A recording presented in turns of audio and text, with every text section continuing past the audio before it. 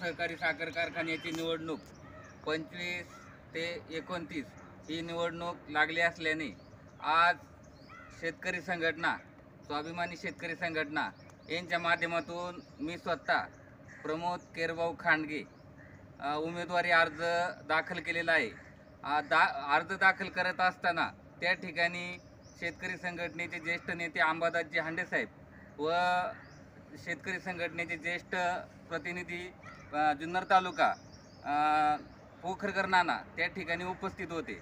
आज आम्ही सर्व शेतकऱ्यांना घेऊन उमेदवारी अर्ज दाखल केलेला आहे।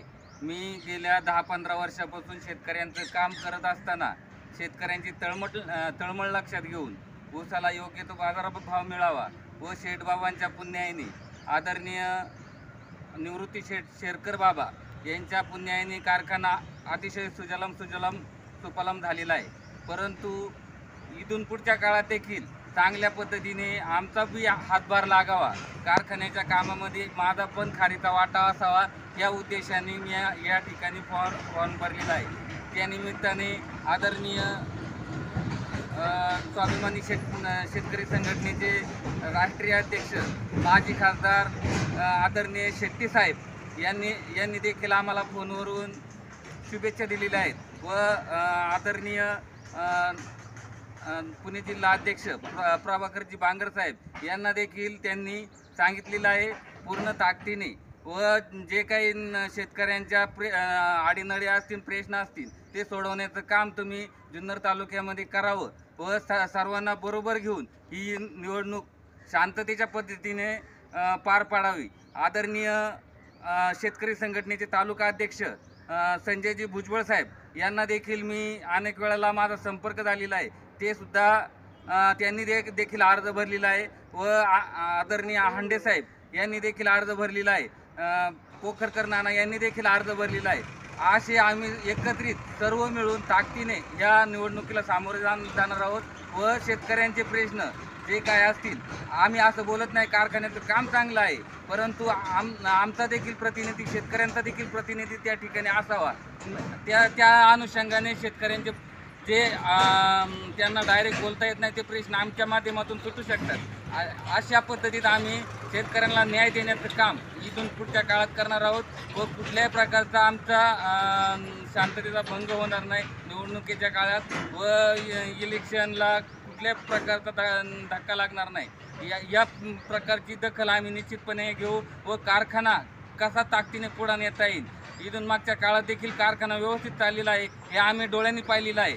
अनेक वर्षे ऊस आमचा या ठिकाणी कारखान्याला जात असताना आदरणीय आमचे आजोबा पुंडलिक नथुजी खांडगे यांनी देखील अण्णांनी देखील शेठबाबांच्या खांद्याला खांदा लावून इथून मागे काम केलेलं आहे। आमचे आजोबा आदरणीय विठ्ठल सखाराम खांडगे पाटील यांनी देखील शेठबाबांना ज्यावेळेला कारखान्याचा पायाभरणी चालू होती तेव्हापासून शेठबाबांबरोबर आदरणीय हबब पुंडलिक अण्णा व आमचे आजोबा बंशी पाटील खांडगे हे देखील त्या ठिकाणी शेठबाबांबरोबर होते। त्या अनुषंगाने मला देखील वाटतं की माझं सुद्धा थोडासा खारीचा वाटा असला पाहिजे। या अनुषंगाने आदरणीय माझे चेअरमन दूध संघाचे बाळासाहेबजी खिल्लारी ते आमचे नातेवाईक आहेत, मामा आहेत, त्यांनी देखील आम्हाला सपोर्ट केलेला आहे।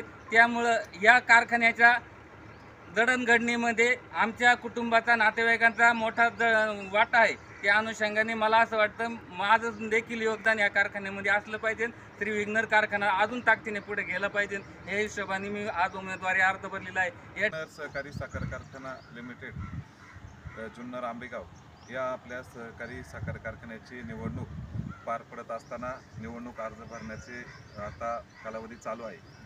तर अनेक अर्ज शेतकरी संघटनेच्या वतीने या ठिकाणी दाखल झालेले आहेत। आज आमचे सहकारी शेतकऱ्यांसाठी जे नेहमीच